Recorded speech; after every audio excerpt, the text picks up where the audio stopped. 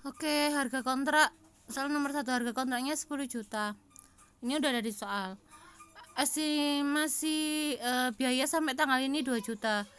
2 juta itu udah di soal juga. Estimasi biaya untuk menyelesaikan 6,5 juta itu dari 8,5 kurangi 6,5, berarti estimasi total biayanya 8,5 juta.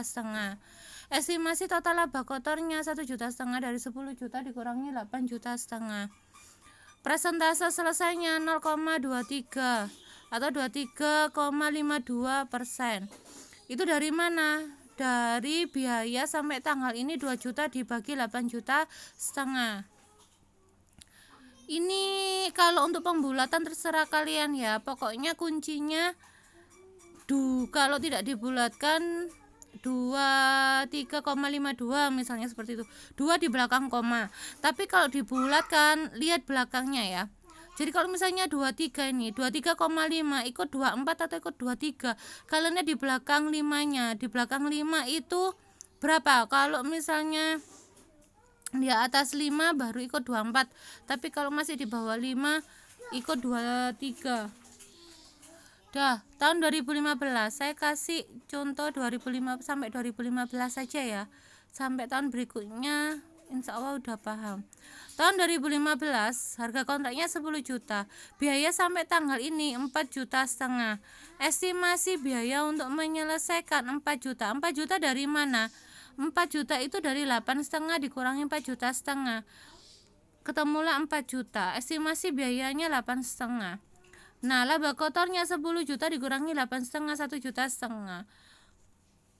Persentase penyelesaiannya dari 4,5 juta dibagi sama 8,5 juta. Ketemulah 0,5294 atau 53%. Tahun 2016 sama caranya seperti itu. Persentase penyelesaiannya dari 7.200.000 dibagi 8,5 juta, ketemu 84,70%. Nah, sekarang kita bahas pendapatan yang diakui pada tahun 2014. 10 juta kontraknya dikalikan 23,52% ya. Ketemunya misalnya 2.350.000. Kalau ini misalnya pembulatannya berbeda, hasilnya kan berbeda, tapi nggak apa-apa, nanti akan saya lihat cara kalian membulatkannya udah bener apa enggak. Yang 2015 10 juta dikalikan 52,94%, ketemu 5.294. Ini 52,94% itu kan kumulatif dari tahun 2014 juga, sehingga dikurangi pendapatan tahun 2014 2.350, sehingga pendapatan tahun 2015 sendiri 2.944. Nah, untuk tahun 2016 10 juta dikali 84,70%, 8.470 dikurangi pendapatan 2014 dan 15, 5.294, sehingga pendapatan 2016 3.176. Tahun 2017-nya sama ya, caranya kayak gitu. Nah, laba kotor yang diakui tahun 2014 1.500.000 dikalikan 23,52% ya. 352.500. Tahun 2015 1,5 juta dikalikan 53%, 795 dikurangi laba tahun 2014 352.500, sehingga laba untuk tahun 2015 442.500. 2016 1,5 juta dikalikan 84,70%, ketemunya 1.270.500 dikurangi laba 2013 dan 2014 dan 2015 795, sehingga laba untuk tahun 2016 475.500. Tahun 2017-nya caranya sama ya. Nah, ini soal nomor berapa ya? Nomor 3 ya.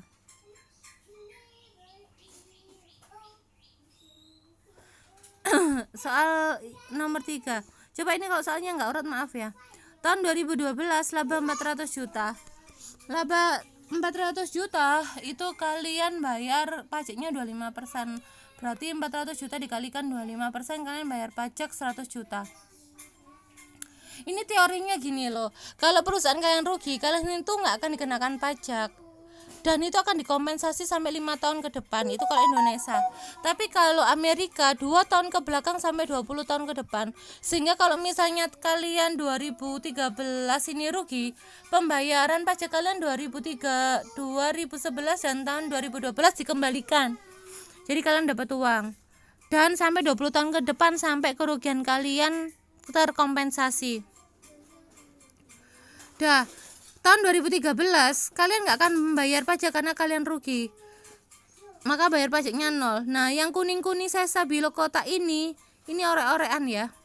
Orek-oreknya gini, maksud saya 800 juta itu seharusnya kalian kena pajak sebesar 200 juta, tapi karena rugi kalian nggak kena.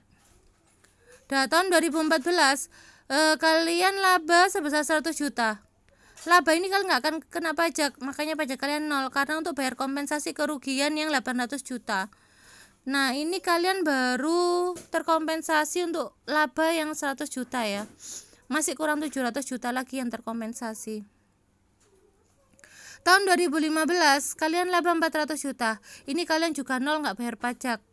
Nah, ini udah dapat 500 kompensasinya, 400 sama 100. Kalian nggak bayar pajak. Totalnya 500 ya, berarti kompensasinya kurang 300 juta. Nah, tahun 2016 itu kalian untung 500 juta. 500 juta itu kalian 300 jutanya untuk kompensasi kerugian pajak. Jadi kalian hanya dikenakan pajak yang 200 juta.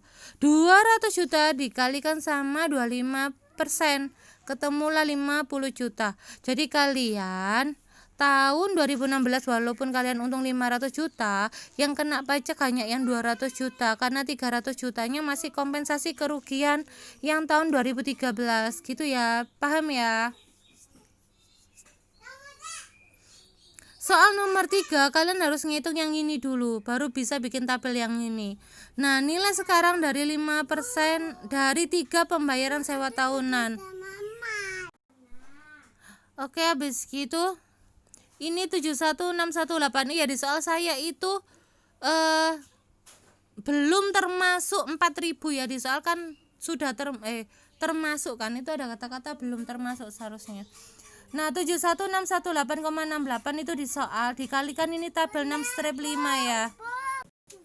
Nah, ini kalian lihatnya 3 periodenya untuk bunganya 10%, jadi 3 ditarik ke kanan cari 10% ketemu 2,73554. Nah, ketemunya 195.915,7639. Nah, dimasukkan di sini ya. 195.915,7639. Dan ini langsung pembayaran listnya 75618,68, biaya eksekutorinya 4000, ini belum dikenakan masih 0. 71 ini dari ini dikurangi ini jadi 71618.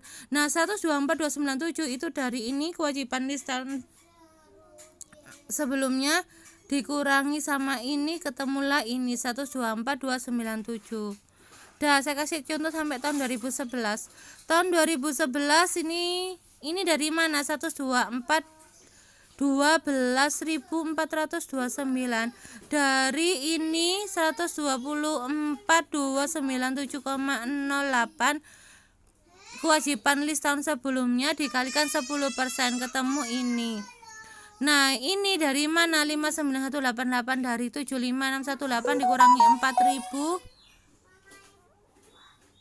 dikurangi 12.429 ketemu ini 59188. Nah, ini dari mana? 65108 dari ini dikurangi ini 124297 dikurangi 59188 gitu ya, bisa ya.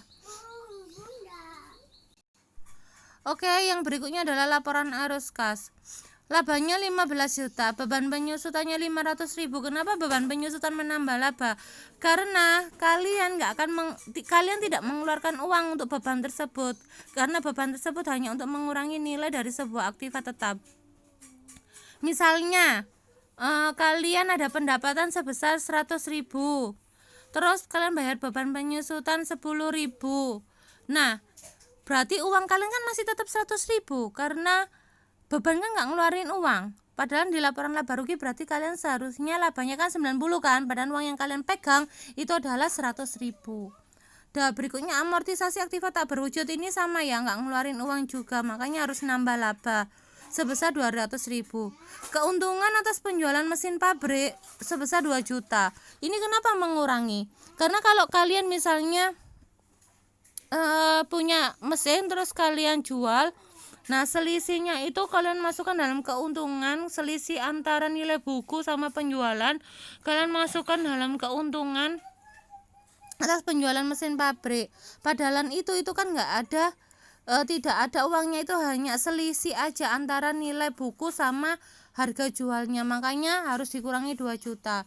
Nah total kas operasi ketemunya adalah 13.700.000 dari 15 juta ditambah 500 ditambah 200 dikurangi 2 juta.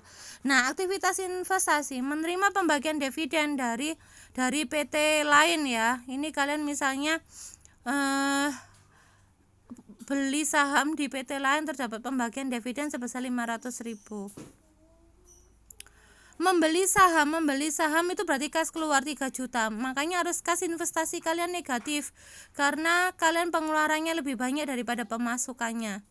Aktivitas pendanaan, kalian menerbitkan obligasi, berarti kalian dapat uang sebesar 50 juta. Kalian bagi kupon atau bunga 2 juta, berarti kas keluar ya 2 juta. Maka arus kas pendanaan kalian 48 juta, dari 50 juta dikurangi 2 juta. Total kas bersih kalian yaitu dari total kas operasi ditambah investasi ditambah sama pendanaan, ketemulah 59.200.000. Semoga kalian paham ya atas penjelasan saya. Terima kasih. Assalamualaikum warahmatullahi wabarakatuh.